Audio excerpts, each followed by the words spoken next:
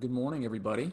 And thank you again for putting up with my remote working from New York City. It's been a good 2 weeks of quarantining, about to move Nathan in tomorrow to his dorms, and then I'll be heading back to Kansas City.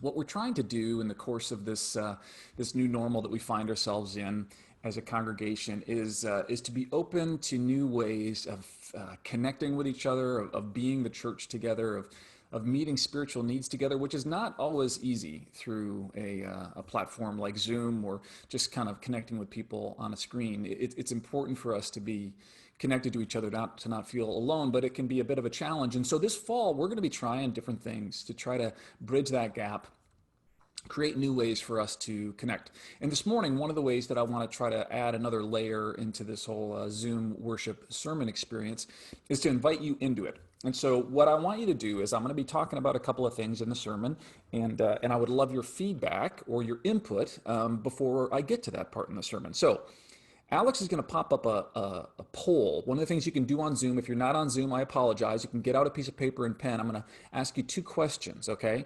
And the two questions, if you're on Zoom, they're going to pop up as a poll on your screen, and then you can just answer them yes or no, and then and those will be submitted, and we're going to turn back to the results of that later. But this is a way for us to try to interact a little bit more. The two questions are this. One, all of us, of course, feel alone at some times, but have you, during this season, felt more alone during this challenging time? Okay, so the first question is, comparatively, have you felt more alone, more lonely than you have? And then the second question is, if someone who was violent to you or oppressed you in one way or another was going to do violence to themselves or was going to be oppressed, would you feel responsible to help that person?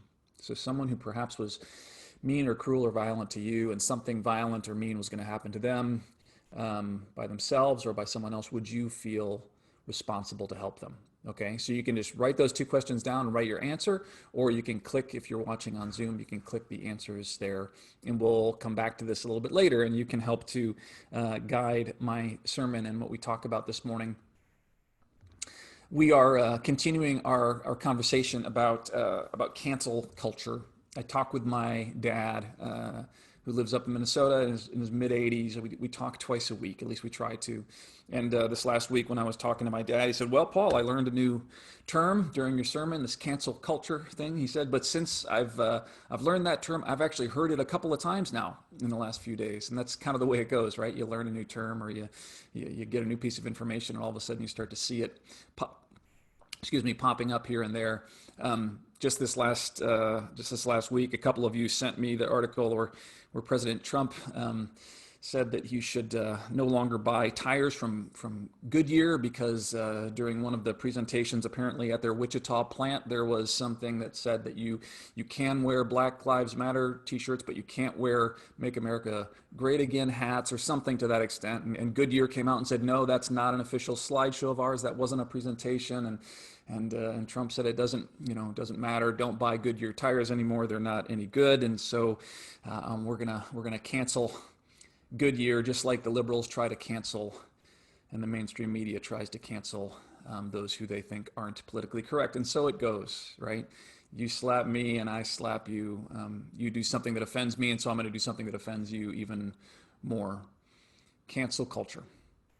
Last week we talked about how this reductionistic, very binary, all or nothing style of cancel culture shapes the way that we view issues in our country. No longer can you be kind of moderate or take a stance that's a little bit one or the other. You are all in or you're all out. And cancel culture then shapes the way we think about ideas, shapes the way we think about controversial things perhaps in our country and our culture. It reduces them and makes them more dynamic and even more violent than they need to be perhaps. We also talked about how we as followers of Christ have got to be people who, even if the methodology, even if the medium that messages are coming through is offensive or overly simplistic or binary, we need to take the time to listen and to understand what's going on. The same way that Jesus, when a blind man was crying from the side of the road as he was walking along, and everyone said, "Hey, be quiet," he was annoying. Jesus said, "No, I want him to come over here," and he touched him and he healed him. The same way that the children would try to make their way to Jesus, and the disciples would say, no, no, they're dirty and they're loud and they're whatever. And Jesus would say, no, let the kids come to me. We've got to be people who take extra time to listen and to understand and discern what might be deeper needs or hurts or injustices that are underneath a system of communicating, even a cancel culture type of deleting other people. What's going on there, and why is that happening? And how can we speak to the deeper need? How can we be people who advance a cascading effect of love and inclusion and calling people in rather than calling people out? How can we put an end to cycles of violence and of slapping one person because they slapped you, and taking an eye for an eye? How do we act in ways that can reverse that can maybe even take that energy of anger and of scapegoating and to transition it into an energy of inclusion and of love? That's one of the reasons I love our passage that we're going to read from this morning, because I think it gives a fantastic example of exactly how that can happen. It's a passage that maybe you haven't read for a while, and if you've got a Bible, I would encourage you to find it and open it. Our passage this morning comes from Acts chapter 16. Acts chapter 16, verses 25 through 34. And in this passage in the New Testament, so you got Matthew, Mark, Luke, John, Acts, right? In Acts chapter 16, we find Paul on his second missionary journey, and this is the first time he has moved from what would be Asia Minor or Turkey today, area at that time it was known as Galatia. First time he had actually moved into what we would call today Europe, moved across the Aegean Sea. And so he was in a place, first in Thessalonica and then in Philippi, where he was the minority, right? Not as many Aramaic-speaking people, not as many Hebrew-speaking people. Would have been more Greek-speaking people, more of a Greco-Roman understanding of the world. And so Paul and his compatriots, as he goes across the Aegean and ministers, begins to share the good news of Jesus Christ and his life and his death and his resurrection. He is in some new territory, and some awkward things take place. Paul is there, at least in this telling, this section of Acts chapter 16. He is there with Silas, among others, and so you hear about Paul and Silas. As I was writing this, I couldn't get this tune out of my head. Maybe you guys have heard this one where it says, children, go where I send thee. How shall I send thee? Well, I'm going to send thee two by two, two for Paul and Silas, one for the little bitty baby. I'll stop there. But if you know the tune, it kind of gets stuck in your head. And one of the reasons I like that tune is stuck in my head is that when God calls us to go, when God calls us to be engaged in society, God gives us a message to carry, right? God always sends us in twos or threes or fours. God never sends us alone. We need to remember that we are to find our other, find our partners, because we're not made to do this alone. We can't, especially when we're under the challenges that we find ourselves in today. So Paul and Silas and a handful of others are in Philippi. And in this story, it's a raw kind of story. It's very, I think it reveals parts about the heroes that aren't so great, and shows the nuances and the kind of the swings in momentum and an energy that can take place in any social setting. So Paul and Silas are there on the streets of Philippi. You can picture them kind of walking around this town they don't know very well. And as they're in the process of kind of telling other people the good news about Jesus Christ, they recognize that there's this person who's following them around. I'll see if I can share my screen here real quick. This person is following them, and this person happens to be a young woman, a girl. And as they are walking through the streets of Philippi, she continues to follow after them, the passage says, and she's like screaming out, right? She has a spirit of prophecy, is kind of how the scriptures put it.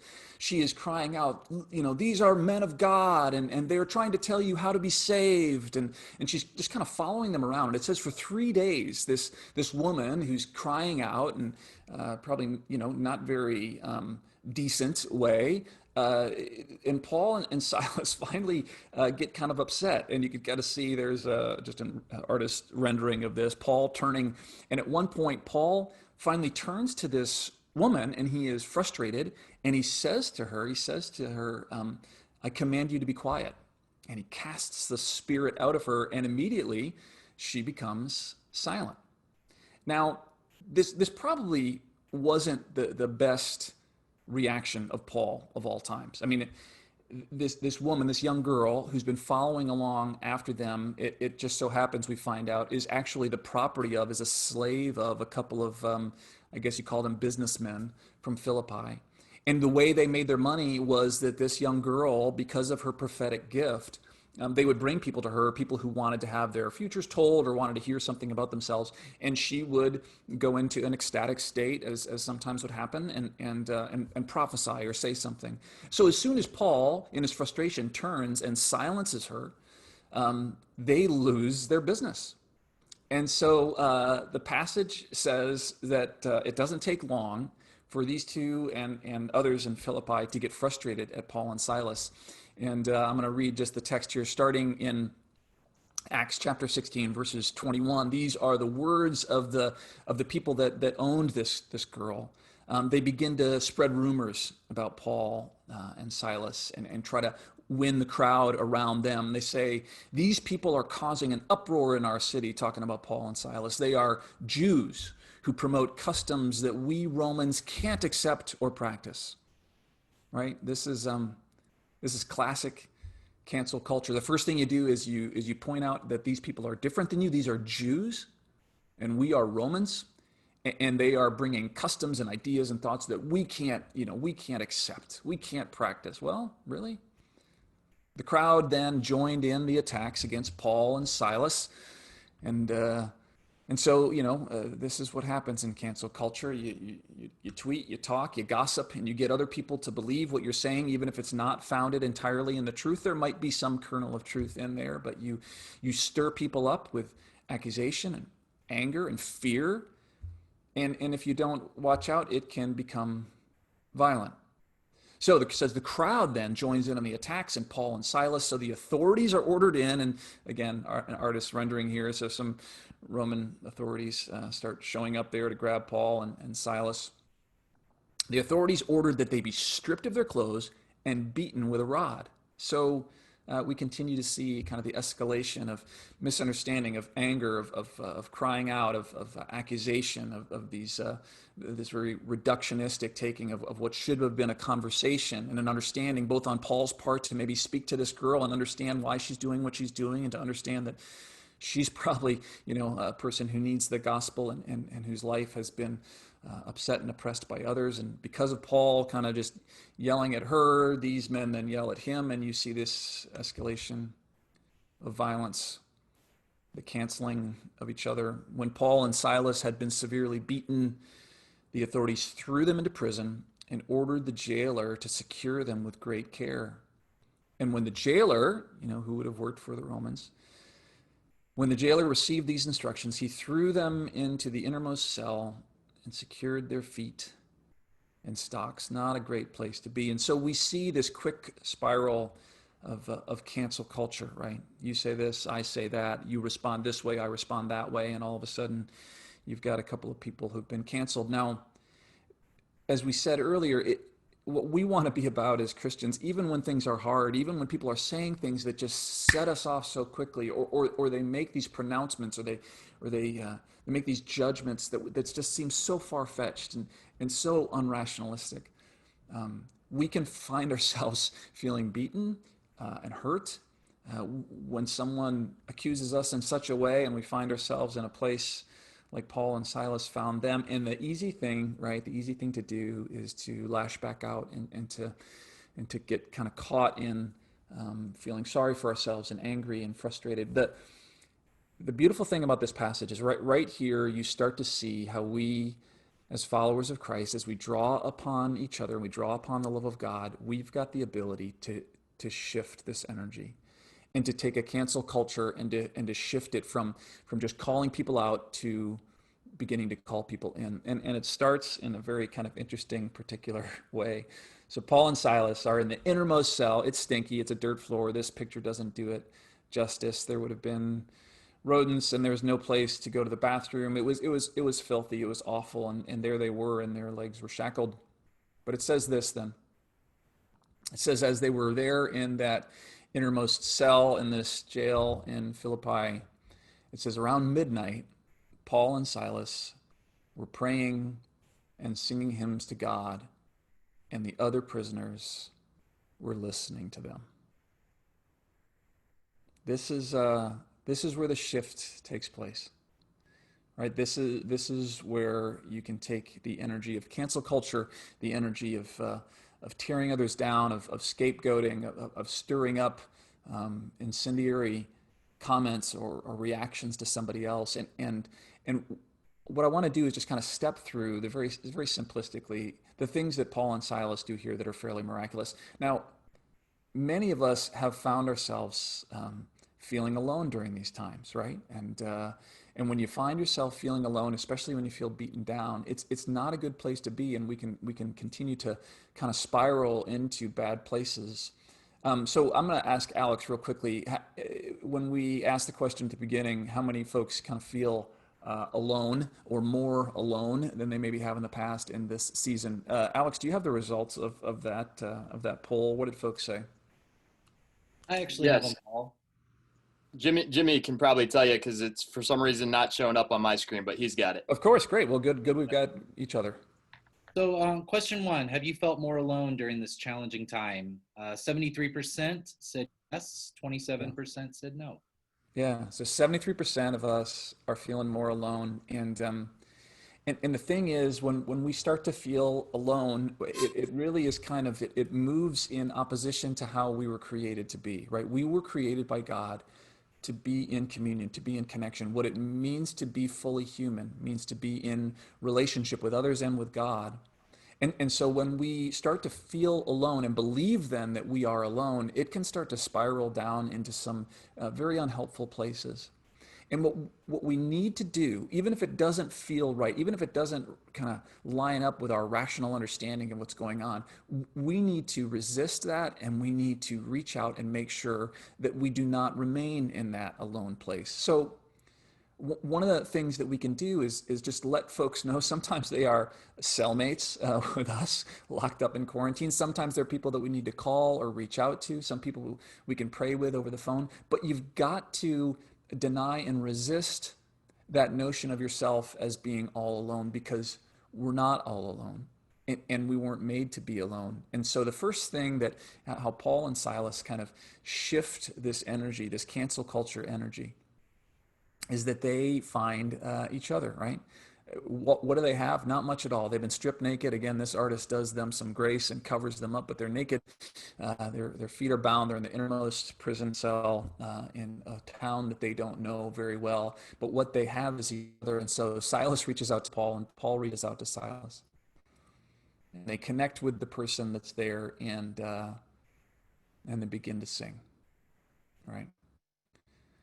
One of the things that I know that has been a challenge in the cell that I've been quarantined in is that when you find time to connect with somebody else, sometimes the first thing that you do is you just begin to complain, and you begin to find and talk about all the things that are awful, right? Whether it is physically how you're feeling, psychologically what's going on in the country, things that are happening in your family. It's so easy to just quickly rehearse and to recount all of the things that are going bad and going wrong. And don't get me wrong, it's okay to vent. It's okay to process that stuff. We need to.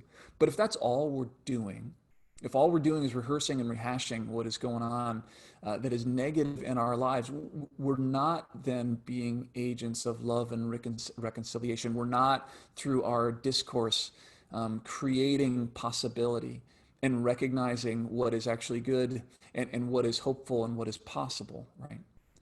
Paul and Silas, all they have in the midst of this place where they have been canceled, they find themselves alone in a cell. They find each other and they sing, and they begin to sing. My guess is neither Paul or Silas had great voices, right? But they do what they can. And they start to sing songs that they knew, and typically it was probably psalms, right? Because all the psalms in the Old Testament were songs, and so they begin to sing the songs they know together, and it says that the other prisoners were listening to them. I love that. I think that's pretty profound. The other prisoners were listening to them. People will listen to us. People will watch what we're doing. Many of you are people of character, you're people of influence, whether it's in your family or your neighborhood or with your friends. People are listening. And sometimes we just need to speak what we know is true, even if it doesn't feel that way. This isn't the power of positive thinking. This is truth making its way over fear and lies. Because if we consistently just tell ourselves that everything's awful and it's going to get worse, that we're alone and we'll always be alone, that's not true. And so we've got to find ways to sing. We've got to find our partner. We've got to find our Paula or our Silas or Selena, and we've got to find ways to speak encouraging words and to find good things to talk about, because it is so easy to simply find what is wrong in the world and recite and rehearse that. Paul and Silas find each other and they begin to sing. I'm not sure what that will mean for you, but it might mean simply just looking after the need of someone else and asking them how they're doing and finding ways that you can help. It might mean just taking time to connect with someone on the phone or someone in your house and saying, what are the good things that have happened to you today? Or what's possible for us to do that would be generative and life-giving tomorrow? Start to sing. Find a song that you can sing together, because other people are listening, and whether you know it or not, your own heart, your own ears are listening. And if all we're doing is complaining, that has an effect. So Paul and Silas find what they have. They find their partner. They remember they're not alone, and they begin to sing. And then something crazy happens, right? It says that all at once there was such a violent earthquake that it shook the prison's foundations, right? And the doors flew open, and everyone's chains came loose. And when the jailer awoke and saw the open doors of the prison, he thought the prisoners had escaped.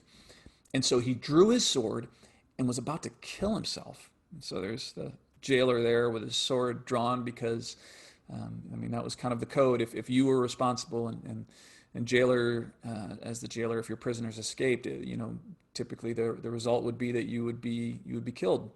And so the jailer, in his fear and his anxiety and his frustration with himself, is about to cancel himself, is about to take his own life. And the great thing that happens here is that with the jailer, it says he woke, he opened the door, he thought the prisoners had escaped, he drew his sword, he's about to kill himself. So we see kind of violence taking over again. But then Paul shouts loudly, "Don't harm yourself." Right? This is the one who threw him into jail. Who knows? This jailer could have been one of the people that beat them with rods, locked their ankles in shackles. And Paul says to him, instead of piling on, right? When someone who has done harm to us is about to do harm to themselves, or harm is about to come to them, I don't know about you, but my typical response is to say, all right, karma, take over, and just allow that person. I don't feel responsible for someone who's been mean to me, right? Someone who's been oppressive towards me.